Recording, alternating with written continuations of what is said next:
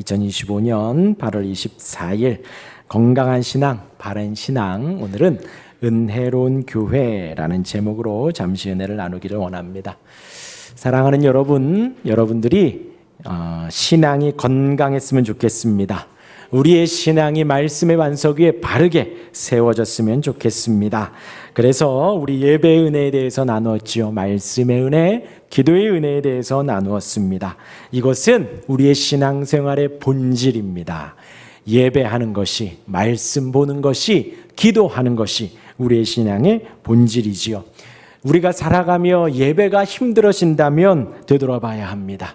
예배는 행복한 것이지요. 하나님을 예배하고 나를 사랑하사 십자가 지신 예수님과 교제교통하는 것입니다. 하나님이신 그 하나님의 영이, 성령이 우리와 함께하는 시간입니다. 감사와 넘치지요. 그 예배에 우리가 늘 행복하고 기쁘시기를 바랍니다. 또한 성경 말씀 봅시다 할 때, 예배하러 갑시다 할 때 성경이 어디 있지 하고 만약에 우리가 성경을 찾는다면 한 번 더 돌아봐야 하지요. 하나님의 말씀인, 하나님의 연애 편지인 그 성경을 우리가 날마다 아침 저녁으로 봐야 할진데 일주일에 한 번 어디 뒀더라 하고 찾는다면 우리의 신앙을 한 번 더 돌아봐야 합니다. 또한 앞에서 목사가 기도하자라고 할 때에 기도하려고 눈을 감는 것이 어색해졌다면 기도합시다 하고 여러분들 가정에 돌아가 기도하려고 눈을 감아 입을 뗐는데 무슨 말 해야 할지 모르겠다면 우리 또한도 돌아봐야 합니다. 쉬지 말고 기도하라고 바울 사도가 말을 했지요. 기도는 영혼의 호흡입니다. 날마다 호흡해야 하지요. 우리가 밥 먹듯이 기도해야 하고 아침 저녁으로 기도해야 합니다. 그러한 기도의 은혜에 충만한 우리가 되기를 바랍니다. 그렇게 우리의 신앙이 예배 위에, 말씀 위에, 기도 위에 건강하고 바르게 세워졌으면 좋겠습니다. 그런 우리 모두가 되기를 간절히 바랍니다. 오늘은 은혜로운 교회에 대해서 나누려고 합니다. 교회가 무엇이지요? 교회는 가르침을 받는 모임이라는 뜻입니다. 그리고 저와 여러분들은 예수님의 가르침, 주님의 가르침, 말씀의 가르침을 받기 위해서 이 자리에 모여 있지요. 그렇게 모여 있는 그 사전의 뜻이 교회입니다. 그리고 기독교, 신앙생활하는 모임 공동체라는 뜻이지요. 그리고 이제 이 교회라는 단어가 신약에서 헬라어로 에클레시아라는 단어입니다. 밖에서부터 불러 모으다, 안으로 불러 모으다라는 뜻이 에클레시아예요.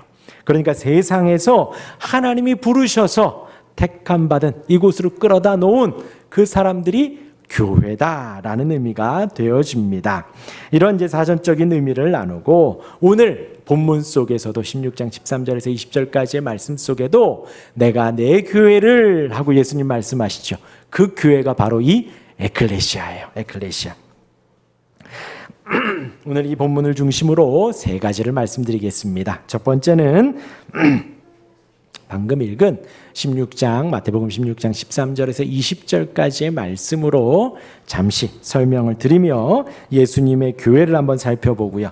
두 번째로는 이 교회라는 단어가 신약에 나오지만 하나님께서 불러 모은 백성들이 구약에 나오지요. 그 기원을 한번, 성경적인 기원을 한번 말씀을 드리도록 하겠습니다. 또한 마지막으로 그러한 교회를 우리가 묵상하며 은혜로운 교회를 우리가 함께 세워가기를 한번 묵상해 보도록 하겠습니다. 먼저 오늘 본문을 잠시 보지요. 우리 16장 13절 우리 같이 한번 읽어보겠습니다. 13절입니다. 시작. 예수께서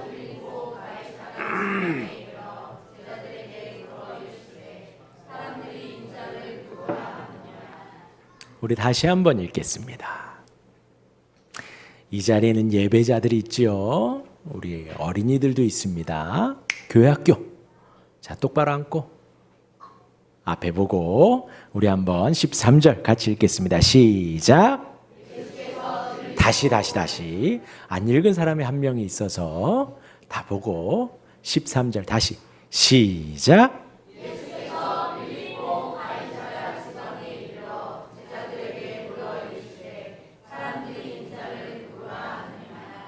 네. 어디에 있다고요? 예수님이 지금 어디에 계시다고요? 예수께서 빌립보 가이사랴에 있었습니다. 갈릴리 해변에서는 북쪽으로 한 40km 떨어진 곳이래요. 예수님이 사역하신 곳에 많이 북쪽으로 있는 곳이라고 합니다. 여기는 항구 도시예요. 배들이 많이 왔다 갔다 하고 무역을 하는 곳이지요. 그러면 여러 민족들이 모여 있고 여러 문화가 혼재되어 있고, 또 중요한 건 뭘까요? 종교가 여러 개예요.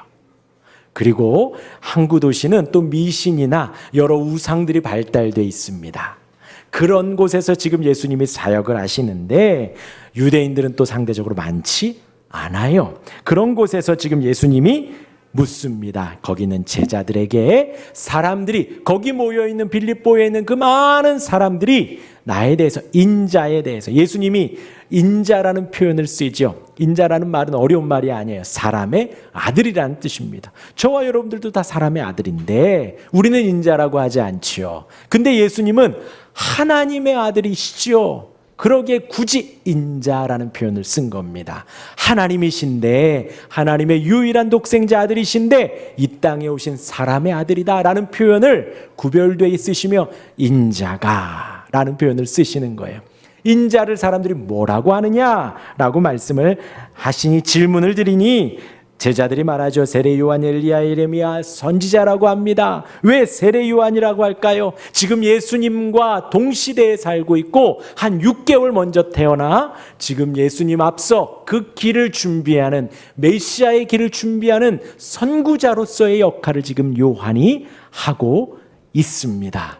누가요? 세례 요한이. 근데 지금 예수님의 행색이 비슷해요. 세례 요한이 지금 제사장의 아들인데도 불구하고 그 예루살렘 성전에 들어가 있지 않고 광야에서 그 낙타털옷을 입고 먼지 풀풀 마시며 거기에서 지금 회개하라, 천국이 가까이 왔다라고 선포하고 있지요. 그런데 지금 예수님의 행색과 말씀의 메시지가 그 세례 요한과 비슷하거든요.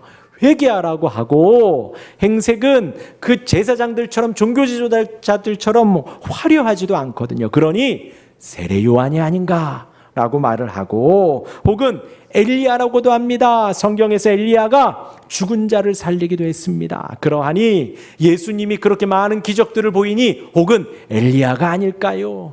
또는 예레미야라고도 합니다. 예레미야가 사역하던 당시에 예레미야가 무슨 말만 하면 당시의 종교 지도자들이 뭐라 했어요.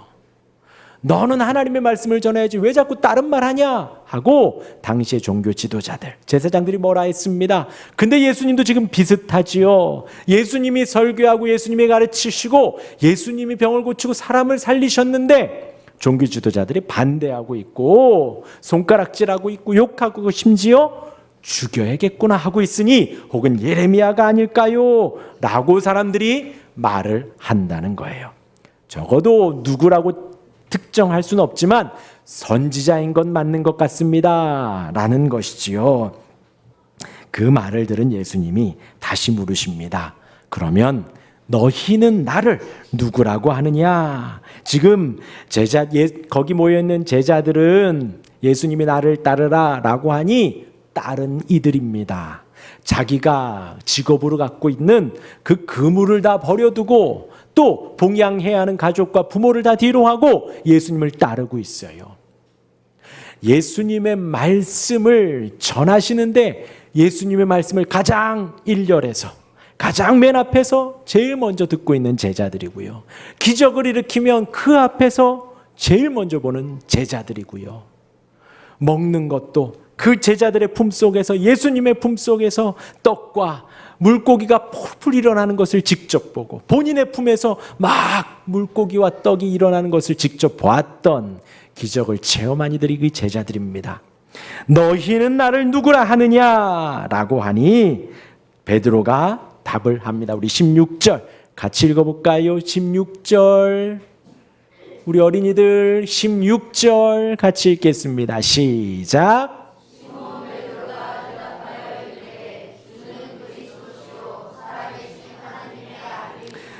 그 중에서 대변인인지 대표인지는 모르지만 근데 중요한 것은 앞으로 베드로가 이런 역할을 했다라는 거지요. 사도들의 교회의 대변인 역할을 하고 대표격으로 앞으로 사도로서 제자로서 사역을 했습니다. 베드로가 답을 합니다.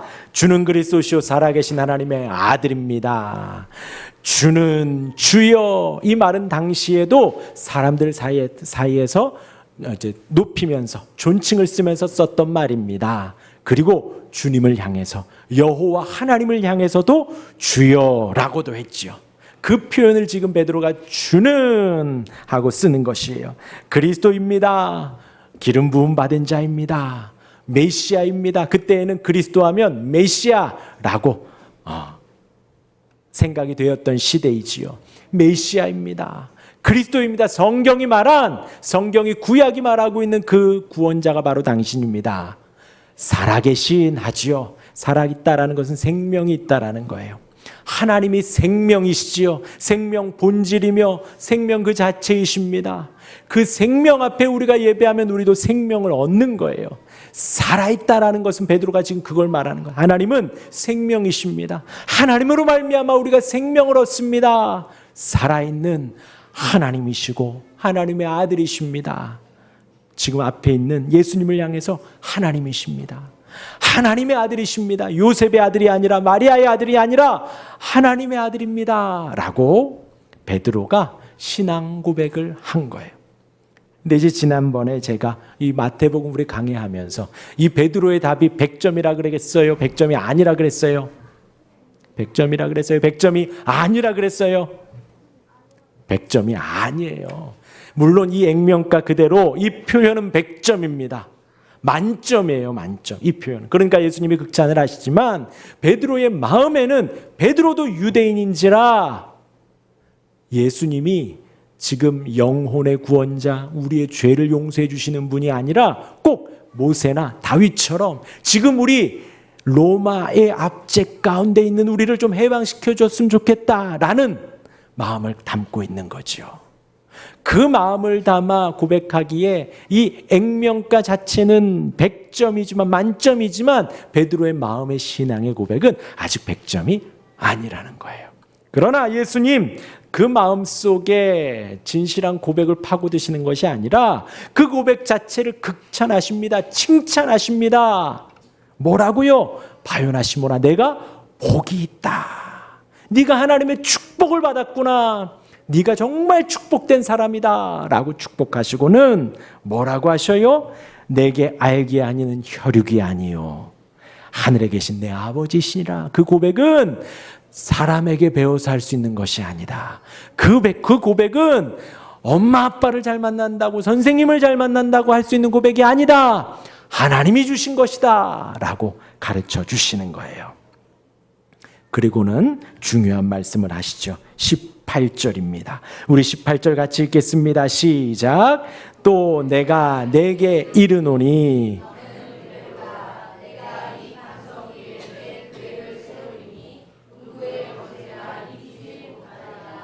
네, 예수님께서 극찬을 하시고 하나님이 알게 한 거다라고 하시고 18절의 말씀을 하는 거예요. 내가 내게 이 반석 위에 어떤 반석이지요? 이 고백의 반석, 신앙의 반석 위에 교회를 세운다. 아까 말한 대로 사람들을 불러 모을 거다.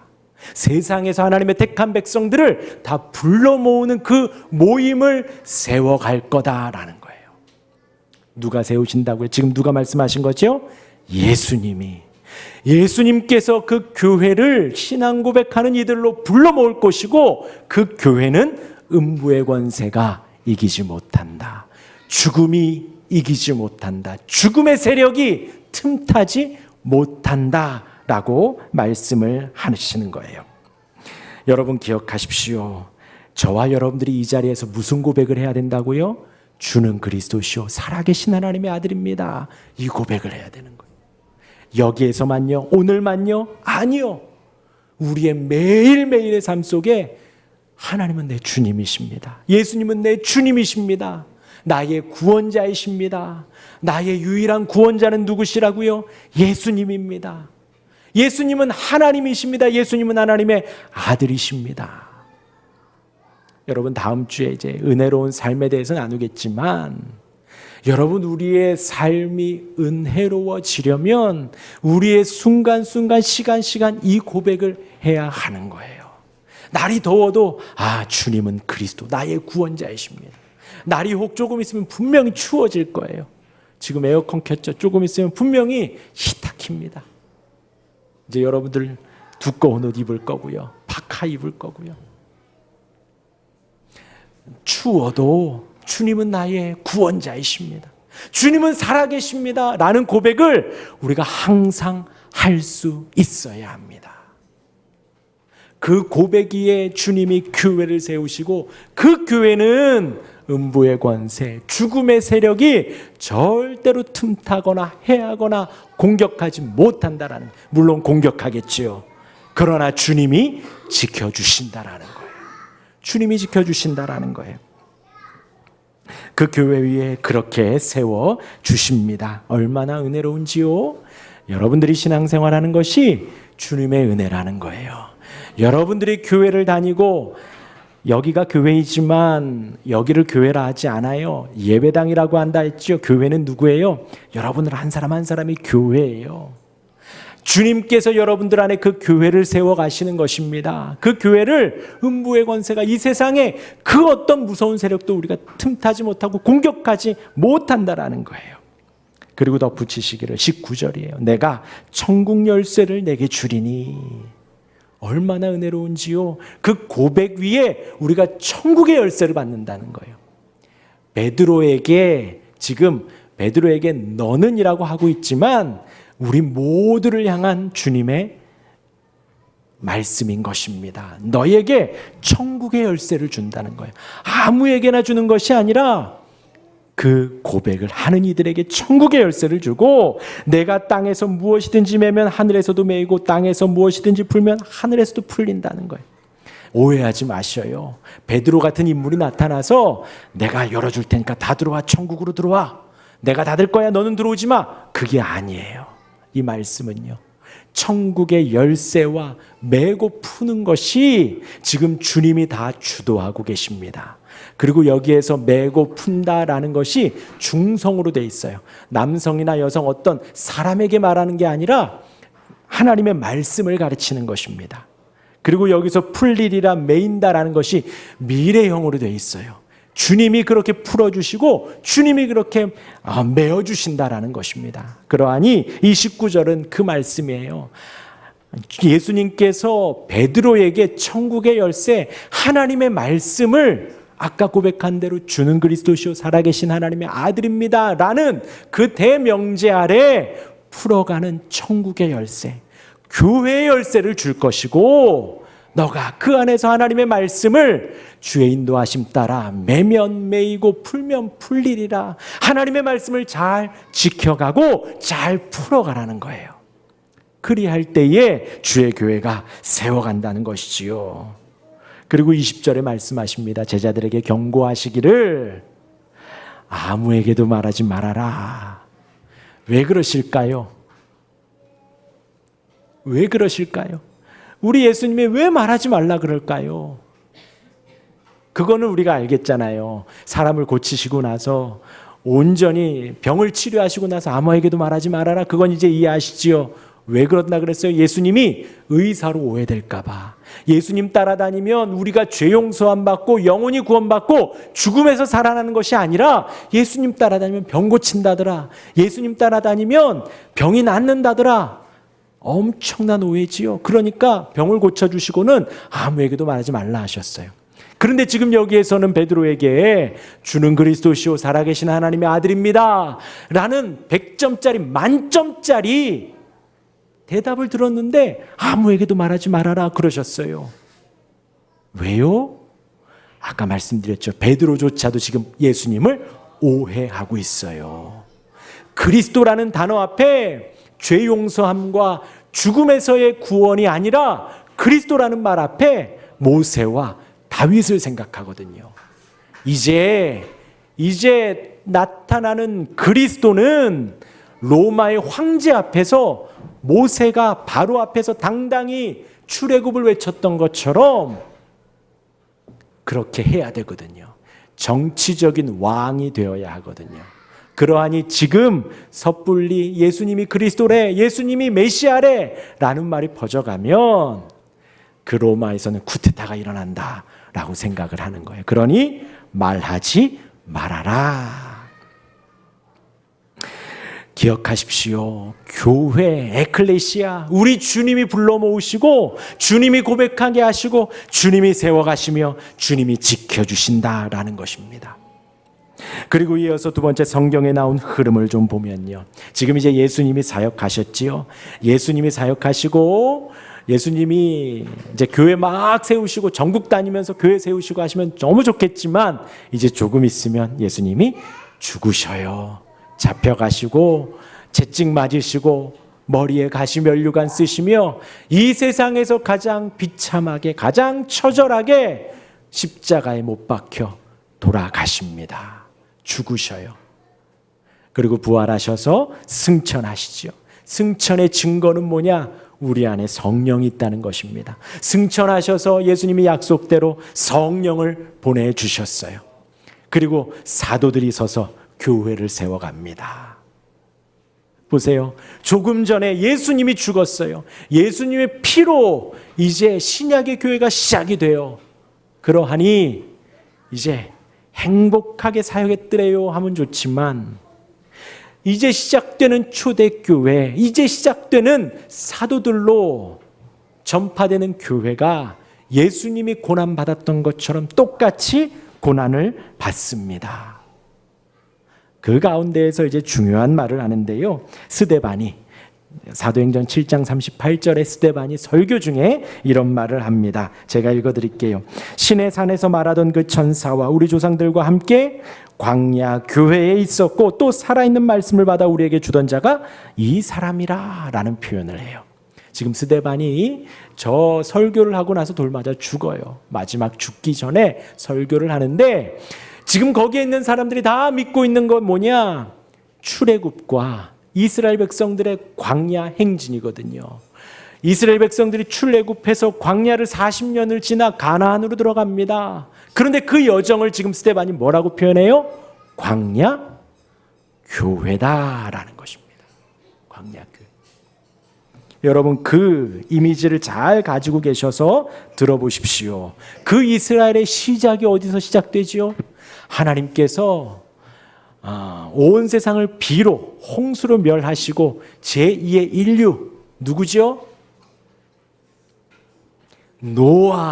노아를 통해서 8가족들, 노아와 노아의 아내, 아들 셋, 며느리 셋, 그 8명이 이제 하나님의 번성하였더라 하면서 인류를 다시 시작을 합니다. 그의 계보 가운데에 아브라함이 등장하는 거예요. 많은 사람들이 있죠. 노아의 자손들 많은 사람들이 있습니다. 번성하고 땅에 충만하여서 그들이 심지어 어떻게 하려고 하냐? 탑을 쌓아서 우리 흩어지지 말자. 여기서 우리 모여 살자 하고 탑을 막 쌓고 어디까지 쌓자고요? 저 하늘에까지. 하나님도 없어도 된다. 우리끼리 모여 살자 했던 거예요. 그러니 하나님이 한순간에 언어를 흩으십니다. 볼 때마다 감탄해요. 저는. 얼마나 지혜로워요. 왜요? 그때는 말도 하나, 언어도 하나였어요. 여기에서 여러분 할렐루야 하면 여기에 있는 모든 이들이 다 할렐루야로 알아들어요. 여러분 제 말을 들으십시오 라고 하면 다 알아듣는 거예요. 근데 지금은 어때요? 제 말을 들으십시오 하면 어떤 사람이 나가서 목사님 말 어딨나 할 수도 있어요. 아니면 한 말, 두 말 그 말을 하나 할 수도 있다는 거죠. 근데 그때에는 그 바벨탑 사건 이전에는 앞에서 리더십이 무슨 말을 하던 거기에 100명이 있든 1000명이 있든 맨 앞에 있든 맨 뒤에 있든 다 똑같이 말이 하나고 언어가 하나였기에 이해에 들었다라는 거예요. 그런데 지혜로우신 하나님께서 내려와서 보니 안 되겠더라는 거죠. 하나님이 매를 드시거나 때리거나 한 게 아니라 너무나 놀라운 지혜로 어떻게 하셨어요? 언어를 흩으셨어요. 그래서 그 사람들 때문에 우리가 영어 공부를 하는 거예요. 뭐 미래형이 어쩌니 수동태니 능동태니 이런 거 배우고 있는 거예요. 아무튼 그 11장의 끝에 아브라함의 가정의 환경이 나와요. 아브라함이 살아가는데 자기 형제가 먼저 죽어요. 노아의 계보에 이어서는 그런 일이 없었다니까요. 아버지가 죽고 할아버지가 돌아가시고 아버지가 돌아가시고 그리고 우리가 죽어야 되는데 아빠보다 자기 형제가 먼저 죽어요. 그리고 아브라함이 결혼했습니다. 그때 여러분들 계보를 보시면요. 30세에 낳고 34세에 낳고 했는데 아브라함이 사라와 결혼을 했는데 75세가 되도록 아이가 없어요. 그것 또한도 이상한 거예요. 그러니 주변 사람들이 뭐라고 하겠습니까? 저 집은 죽음이 있구나. 저 집은 무자하구나. 하나님이 저주하셨나 보다. 그런 아브라함.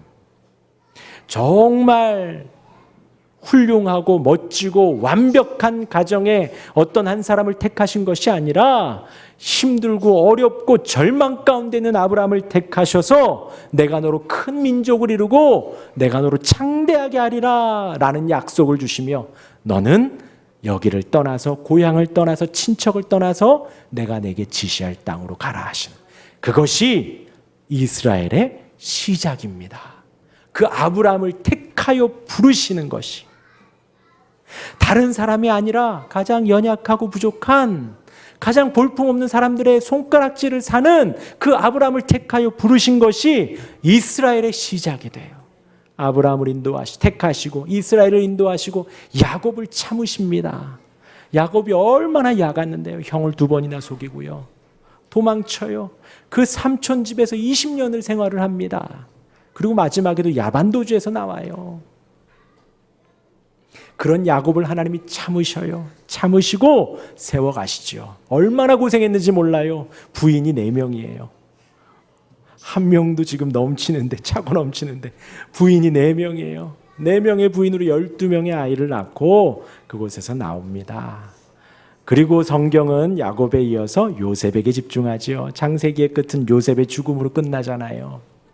하나님께서 요셉과 함께 하십니다. 힘든데 말째인데도 불구하고 하나님이 함께 하셔서 노예로 팔리고 죽음의 위기에 있고 누명을 써서 감옥에 가지만 하나님은 요셉을 살려주셔요.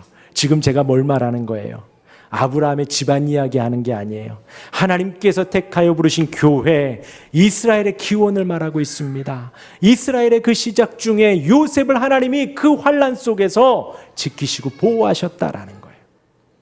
그리고 요셉을 통해 야곱의 식솔들 70여 명이 애굽에 들어가지요. 그 70명이 400여 년이 지나며 60만 명이 됩니다. 그런데 박사들이 아무리 계산을 해봐도 400년 가운데 70명이 60만이 될 수가 없대요. 아무리 계산을 해봐도. 그런데 어떻게 이게 가능한가요? 번성하라. 하나님께서 번성하여 땅에 충만하라 하신 그 말씀을 애굽 땅에서 이루신 것입니다. 그러한 이스라엘 백성들이 60만 명이 됐습니다. 그들이 모세를 통해 출애굽하지요. 그 모든 시간 430여 년의 시간을 하나님이 지켜보시고 하나님이 관찰하시고 그들이 괴로움이 계속해서 극에 달하니 하나님께서 건져내 주시는 거예요. 모세를 준비시키시고 태어나게 하시고 그 모세를 통해서 출애굽시키는 가운데 10가지 재앙이 있지요. 애굽의 입장에서는 재앙이죠. 이스라엘 입장에서는 뭘까요? 10번을 구원해 주시는 거예요. 그 재앙이 애굽에게는 재앙이지만 이스라엘에게는 구원이 됩니다. 그렇게 출애굽하여서 광야를 지나는 것을 지금 스데반이 광야교회라고 합니다. 그리고는 2000년 전 예수님이 오신 거예요. 예수님이 오셔서 사도들을 지나 이 교회가 어떻게 지나가나요? 사도들을 지나고 저와 여러분들의 오늘의 교회에 있기까지 성경은 우리 신앙의 선배들이 고생한 모습들을 보여주십니다. 우리 히브리서 11장 35절 이하에 여러분들 나눠드린 주보 안쪽에 있습니다. 앞에도 나올 거예요. 히브리서 11장 35절 이하의 말씀을 우리 한 절씩 천천히 한번 읽어볼까요? 35절입니다. 시작. 여자들은 자기의 죽은 자들을 부활로 받아들이기도. 무슨 말이냐면 예수님을 따르며 믿고 고난을 받다가 죽어요. 누가요? 자기의 가족들이 혹은 믿음의 형제들이 죽어요. 근데 그 죽음을 뭘로 받다는 거예요? 부활로 받아들인다는 거예요. 부활로 받아들이고, 또 어떤 이들은 더 좋은 부활을 얻고자 하여 뭘 받았어요? 심한 고문을. 그래, 차라리 죽음 이후에 부활이다, 영광스러운 부활이다 하며 그 고난을 달게 받는 거예요. 구차히 풀려나기를 구하지 아니하며. 36절 읽겠습니다. 시작.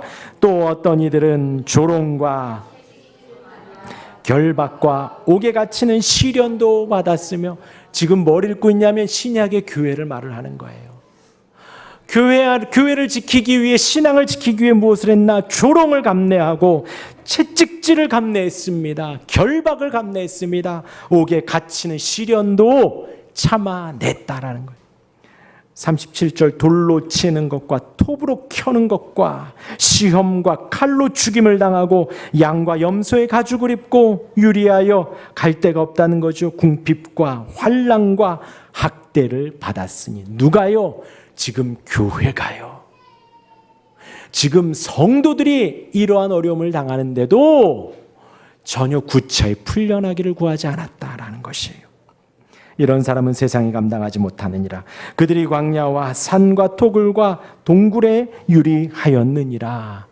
어디 거주할 화려한 집을 구하지 않았다라는 거예요. 동굴에서 거하기도 하고, 토굴에 거하기도 하고 그랬다라는 거죠.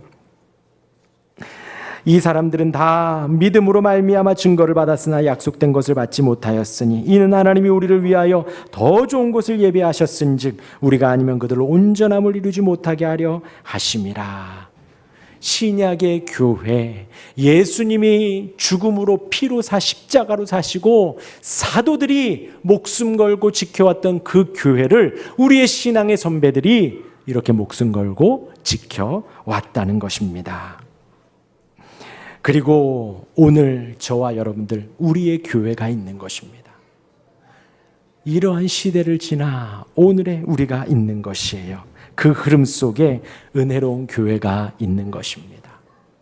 그렇죠? 저를 보고 우리 주변 환경을 보면 우리 교회가 다른 교회에 비해 없고 부족한 게 얼마나 많아요. 그런데 하나님이 세우신, 우리 주님이 지키시고 우리 신앙의 선배들이 목숨 걸고 버텨낸 그 은혜로운 교회라는 것입니다. 웨스트민스터 신앙고백서 25장에는 이렇게 고백을 합니다. 2절에 가시적 교회는, 가시적 교회, 눈에 보이는 교회는 복음 아래서 보편적 혹은 우주적인데 어느 누구나 갈 수 있다는 거예요. 민족이나 남녀노소나 상관없이 누구에게나 보편적으로 열려 있다는 것입니다. 또한 우주적입니다. 우리나라에만 혹은 유대 민족들에게만 갇혀 있는 게 아니라 우주적으로 다 통하는 겁니다. 참 종교를 고백하는, 이 종교는 기독교 종교를 말을 하는 거지요. 고백하는 모든 이들과 그들의 자녀들로 구성되며, 그들의 자녀들로, 그렇게 고백하는 이들과 그들의 자녀들로 구성되는 거예요. 그래서 제가 아까 서두에 말씀드렸지요. 베드로의 고백을 여러분들이 언제 하셔야 된다고요? 늘 하셔야 된다고요. 그렇게 고백하는 이들로 구성되고 그들의 자녀들로 구성된다라는 거예요. 주 예수 그리스도의 왕국이요 하나님의 집과 가족이며, 뭐라고 표현되냐? 예수 그리스도의 왕국으로 표현되고 하나님의 집으로 표현이 되고요, 가족으로 표현이 됩니다. 저와 여러분들이 한 가족인 거예요. 주 안에서 가족으로 표현이 되고, 그 밖에는, 이 모임 밖에는 구원이 없다. 구원의 가능성이 없다라는 거예요. 하나님이 이렇게 모아주셨기에 우리가 이 안에 하나님의 집으로, 주님의 왕국으로, 한 가족으로 여기며 우리가 신앙생활을 해가는 것입니다. 벨직 신앙고백서에서도 동일하게 말을 합니다. 28항에 우리는 이 거룩한 모임과 회중이 구속받은 자들의 모임이다라는 것. 구원받은 자들이 이 자리에 모여 있다라는 것이지요. 이 모임 밖에는 구원이 없다라는 것입니다. 아무리 세상적으로 지위가 있고 자질이 출중하더라도 이곳에 나와서 신앙생활을 해야지 구원을 얻을 수 있다라는 것입니다. 왜요? 지금 이 모임을 지키기 위해 하나님이 아브라함을 택하셨다니까요. 이스라엘이 광야를 지나왔다니까요.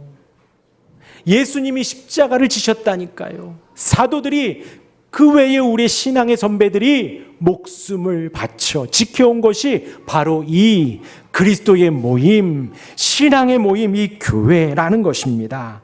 그러기에 그들은 자신이 교회의 가르침과 권징에 복종해야 하며 라고 그 다음 구절에 써 있어요. 그 몸에 예수 그리스도께서 주시는 멍에를 메고 하나님께서 같은 몸의 지체인 그들에게 주신 은사를 따라 형제와 자매를 세우는데 봉사해야 한다. 교회에서의 가르침에 아멘 하시고 교훈을 들으시고 혹은 책망이 있다면 달게 받는 거예요. 그게 권징이거든요. 권징. 집사님 이렇게 신앙생활 하시면 안 됩니다 라고 하면 예 아멘하고 따라오는 것이 권징입니다. 교훈과 권징을 달게 받고 또한 저와 여러분들이 은사를 따라 다 각자의 은사가 있지요. 은사를 따라 형제 자매를 섬기기 위해 봉사하는 것까지가 교회 생활인 거예요. 그렇다면 이 은혜로운 교회를 저와 여러분들이 잘 지켜갔으면 좋겠습니다. 여러분, 이 모임을 지키기 위해 어떠한 헌신과 충성을 하고 계시나요? 어떠한 모임이 있나요?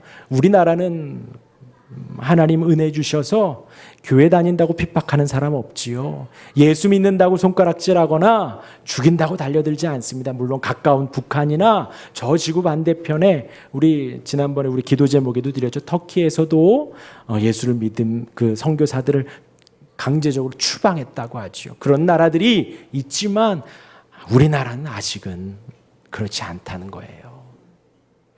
신앙생활하기 너무 좋은 환경을 만들어 주셨지요. 그리고 여러분들이 예전에 다녔던 교회들도 다 그러했을 것입니다. 밥도 공짜로 먹고 설거지도 기계들이 막 다 알아서 하고 부교육자들도 여러 명 있고 그런 교회에서 여러분들이 이곳으로 오셨지요. 그런데 여러분들 생각해 보십시오. 그 교회들의 개척과 개척 5년을 한번 들어봐 보셔요. 저보다 여러분들보다 더 고생하셨어요. 그냥 비닐하우스에 십자가만 꽂아도 7, 80명씩 모였대요. 그 안에 그냥 장판 깔고 방석 하나가 전부였다고 하더라고요. 에어컨이 없지요. 히터가 어디 있어요. 가운데 난로 하나가 나지요. 그렇게 모여서 신앙생활하고 그 교회의 장로님들, 권사님들이 헌신하여서 여러분들이 그곳에서 신앙생활 잘 하다가 이곳까지 온 거예요. 그리고 우리 교회는 그 시작을 하고 있습니다. 제가 보기에는 제법 나쁘지 않거든요. 여러분들의 의자도 편안하지요. 에어컨도 약간 좀 딸린 듯 하지만 나쁘지 않지요. 이제 우리가 그 신앙의 선배들의 바통을 이어받아 우리가 이 자리에 있는 거예요. 여기에서 우리가 한 걸음 한 걸음 세워가고 계속 요즘 강구하죠. 9월부터 우리 교회학교 예배가 시작을 합니다. 그러면서 기도하기를 우리 아이들 가운데 목사가 나왔으면 좋겠다. 우리 아이들 가운데 선교사가 나왔으면 좋겠다. 또 우리 사모도 나왔으면 좋겠다. 데리고 와서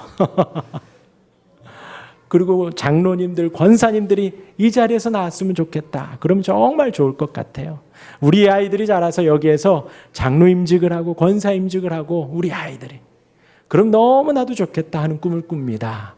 그 시작으로 우리가 삽을 뜨며 교회 학교 예배를 하려고 해요. 여러분들 기도해 주시고요. 지금 여기서 저를 보고 있는 우리 어른들, 여러분들에게 지금 그 바통이 와 있는 거예요. 우리가 그 은혜로운 교회를 지켜가는 것입니다. 은혜로운 교회를 세워가는 것이고 그 은혜로운 교회를 우리 아이들에게 물려줘야 하는 거예요. 그러한 가운데 우리가 있습니다. 여러분, 그 은혜로운 교회를 만들어 갑시다.